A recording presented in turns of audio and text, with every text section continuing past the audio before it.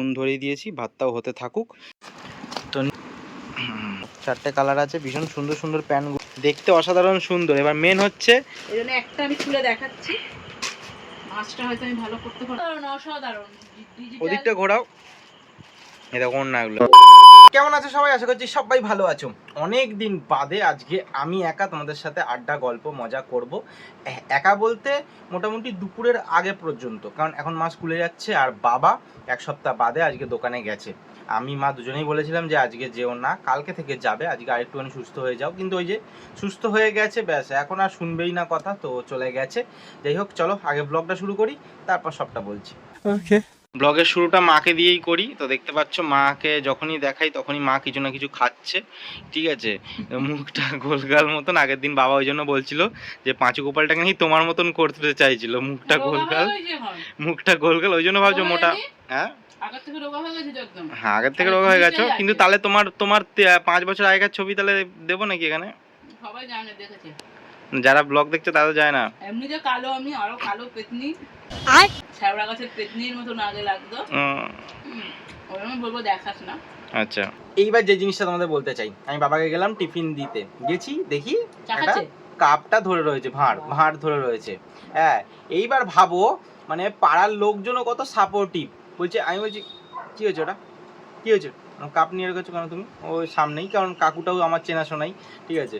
এইবারে কাকুটা বলছে, এই একবারও চা খাইনি সকাল থেকে, এই প্রথমবার খাচ্ছে। আমি তুমি তো এইবারে এসছো, কি করে জানলে তুমি যে প্রথমবার চা খাচ্ছে? বলছে, না না আমি জানি। ভাবো কতটা সাপোর্টিভ, ভাবো। ये सब क्या देखना पड़ रहा है, अच्छा है मैं अंधा हूँ। আমার জন্য তরকারি রেখেছে আর ডিম রেখে পালিয়ে যাচ্ছিল। বেশি করে খাও, বেশি করে সাদাটা খাও, সাদাটা। আরে তাহলে কুসুমটাও খাও। দেখো, দেখছো। এইবার তোমাদের যে কথাটা বললাম, আজকে একটা ইন্টারেস্টিং কাজ করব। এবার দেখো, অনেকগুলো কাজ আছে, একটা বড় কাজ আছে যেটা করলে ব্লগ করা যাবে না, তোমাদেরকে দেখানো যাবে না। বাড়ির একটা কাজ আছে যেটা তোমাদের সাথে শেয়ার করব না আমি, কিন্তু ওটা করতে গেলে ব্লগ করা যাবে না, ভিডিও বানানো যাবে না। তো কাজের ফাঁকে ফাঁকে অল্প অল্প করে করতে হবে ওটা। আর আজকে কি কাজ করব সেটা তোমাদের বলছি, চলো। এখান থেকে ভিডিওটা শুরু করছি। অনেক জিনিস আমাদের ছড়ানো ছিটানো থাকে, কিছু মনে করো না তার জন্য।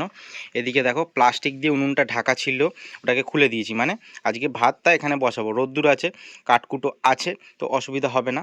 আর এইখানে যে নোংরা ঝোংরা জিনিসগুলো দেখছো, এগুলো কি যে প্রত্যেক দিনের মুদিখানা বা প্রত্যেক দিন না হলে 2-4 দিন বাদে যে মুদিখানা আসে, সেই সব প্লাস্টিক।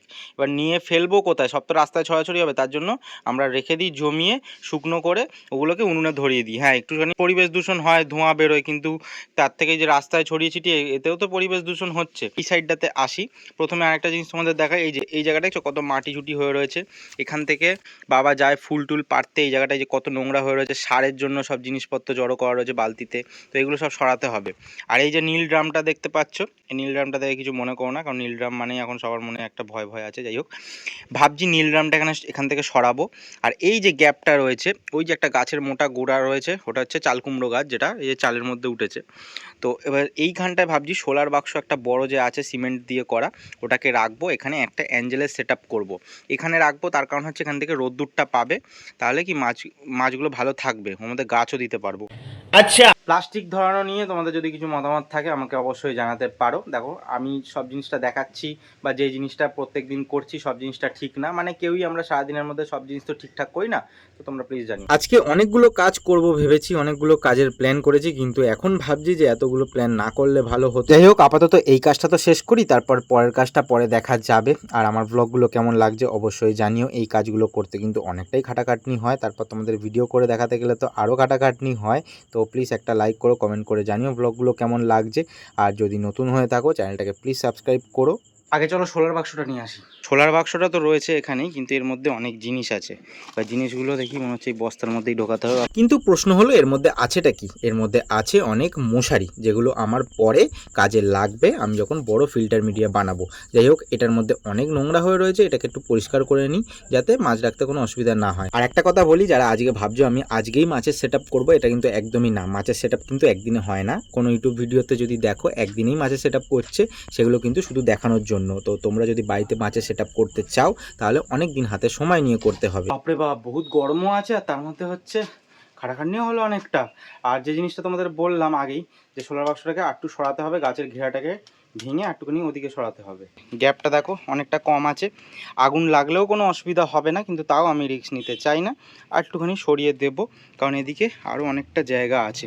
চাল কুমড়ার ওই যে গোড়াগুলো অনেকটা ওই যে গেছে, আমরা আরও এদিকে চলে যাবে। A few moments later. কিছুটা কাজ করে দেখলাম যে এরম জায়গায় রাখা গেলে ঠিকঠাক হবে কিনা, তো দেখছি হ্যাঁ ঠিকঠাক হবে। তো চলো দেখাচ্ছি তোমাদের। এবার গ্যাপটা অনেকটা বেড়ে গেছে, আর এইদিকে দাঁড়াও একদম এই কাছে নিয়ে চলে এসেছি।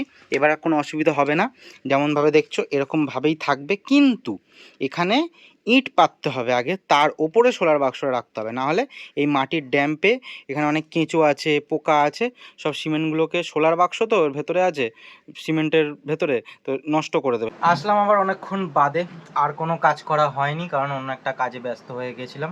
ব্লগের মধ্যেখানে তোমাদের বলেছিলাম যে একটা অন্য কাজও করার কথা আছে, যদি ওটা করি ওটা তোমাদের ব্লগে দেখাতে পারবো না, কিন্তু অনেকটা সময় চলে যাবে। তো অনেকটা সময় চলে গেল, আর সেই কাজটা করে শরীর ভীষণ টায়ার্ড হয়ে গেছে, চোখ তাকাতে পারছি না। যাই হোক, ওদিকে বাবা আবার বিড়ালগুলোকে নিয়ে করছে, যা আমি বললাম না আমাকে ডাকছে। যাই হোক, এখন যাচ্ছি মায়ের বিজনেসের জন্য আবার জিনিস আনতে, তো আসি, তারপর কিছুটা তোমাদের দেখাবো। আমরা চলে এসেছি বাড়িতে, এখন বাজে 6:30 বেজে গেছে 35। তো এসছি যখন একটু পেট পুজো তো করতেই হবে, তো এই জন্য চপ নিয়ে এসছি। চাটনি দিয়েছে তো ঠিক আছে। তো নিয়ে এসছি হচ্ছে আমরা স্যান্ডউইচ, আচ্ছা আমাদের মিষ্টির দোকান থেকে, এমনি চপের দোকান থেকে না। আর এটা হচ্ছে চাউমিন সিঙ্গারা, মানে চাইনিজ সিঙ্গারা। আচ্ছা ঠিক আছে, জিও। চা খাওয়া, টিফিন খাওয়া সব কমপ্লিট হয়ে গেল। তাহলে চলো মা, কি কি নিয়ে আসলে আজকে দেখাও, কি কি জিনিস নিয়ে আসছো আজকে? তোমার এইসবের কাজের জন্য আমার কাজ হলো না, জানো। কি করবে এই কাজগুলো তো আগে বাবা। এই যে বান্ডিল, আজরাকের প্যান্ট, মধুবনী, যেটা নেবে আচ্ছা। চলে আসবে। তো দেখো যারা বিজনেস চাদরের সাথে মিশে গেছে, জানি না কেমন বুঝতে পারছো। তো দেখো 4টে কালার আছে, ভীষণ সুন্দর সুন্দর প্যান্টগুলো, সিম্পল প্যান্ট, কুর্তি রয়েছে, এগুলো দেখতে অসাধারণ সুন্দর। মাছটা হয়তো আমি ভালো করতে পারবো না।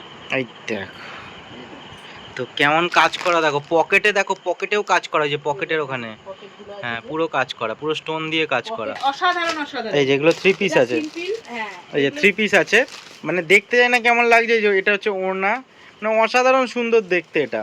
ওই জন্য এটা একটা আছে, এই ইয়েলো একটা আছে, সব খোলা হচ্ছে না, কারণ এগুলো খুললে ভাঁজ করতে প্রচণ্ড অসুবিধা হয়। অসাধারণ অসাধারণ ওদিকটা ঘোরাও, এই দেখো ওড়না এগুলো, হ্যাঁ মানে খুব সারা পুরো বডিতে স্টোনের কাজ, পুরো কাজ, নেট দেওয়া আছে নিচে, হুম হুম। হাতায় নেট দেওয়া আছে, মানে অসাধারণ অসাধারণ। দুটো নিয়ে নিয়েছে, আর এই কটা জিনিস আছে। এবার এগুলো মেন সব কটা দামি দামি জিনিস, একটাও কম দামি জিনিস না, সেই জন্যই তোমাদেরকে অল্প জিনিস দেখালাম। এক্ষুনি মা আবার বেরোবে, ওই যে ব্যাগ রেখে দিয়েছে, সাইকেল বাইরে রয়েছে, এবার ডাকছে যে তাড়াতাড়ি করে আসো। তো জানি না কটা থাকবে, আমি পরের ব্লগে তোমাদের অল্প একটা দুটো ছবি দেখানোর চেষ্টা করবো। হ্যাঁ অন্য মাল আসলেও তোমাদেরকে দেখাবো। যাই হোক, আজকের জন্য টাটা বলছি। কেমন লাগলো ব্লগটা অবশ্যই জানিও, কালকে যে কাজটা পেন্ডিং আছে সেটা করবো অবশ্যই। তো দেখাচ্ছি নাকি ব্লগে, টাটা।